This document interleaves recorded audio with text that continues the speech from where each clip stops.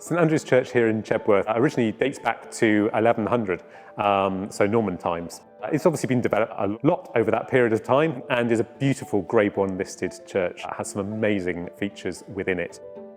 We made this church zero carbon by removing its oil boiler, which was failing and causing lots of problems with leaking pipes under the floor, and replacing it with electric under pew heating system. So we have panel heaters underneath the pew, and then we have other panel heaters on the walls where we haven't got pews, and a few overhead heaters in larger spaces where we have nothing else to fix it to. We fire it up for about 20 minutes prior to a service starting. That gets it nice and warm, and it goes off immediately when a service is finished, and it will cool down pretty quickly afterwards. So we have an overhead heater for the bell ringing area, and also in our choir vestry, where we've got lots of cupboards and everything else on the wall. All of the electricity we use in this church is purchased from a renewable energy provider, so it all comes from 100% renewable sources. We don't generate any energy here ourselves. The way in which we use electricity in this church doesn't really suit having on-site generation. This church is really used for an act of Sunday worship. It has some midweek activities, the school come and use it, and obviously we have the normal routines of baptisms and funerals and weddings occurring within the church as well. But the heating only needs to be on for a small amount of time for when those activities are happening. The rest of the time during the week, the heat is not required.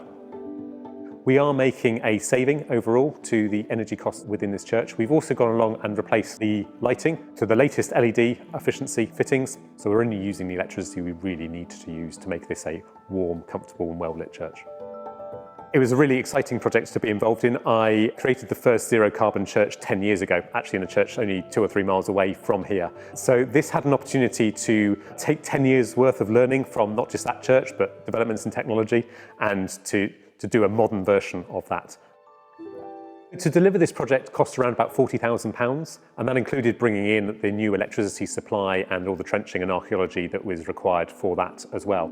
We were in a very fortunate position. We've got some local trusts around in the area which we were able to apply from to get a considerable part of that funding. But also, really interestingly, we put out a notice to the local community and said in our local parish magazine that this was a project we wanted to do. We wanted to move away from oil, and very much sold the environmental benefits of that, and were amazed and outstanded and humbled by the amount of personal donations that were made to the project. In fact, we'd completed the fundraising within about 8 to 12 weeks.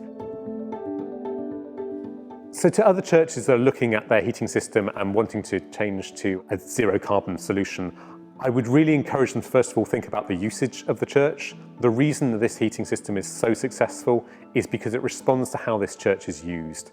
It's only used for those few hours a week, and this heating system really suits that. So I would really encourage churches to start off with thinking, how's your church used, and design your heating system around that.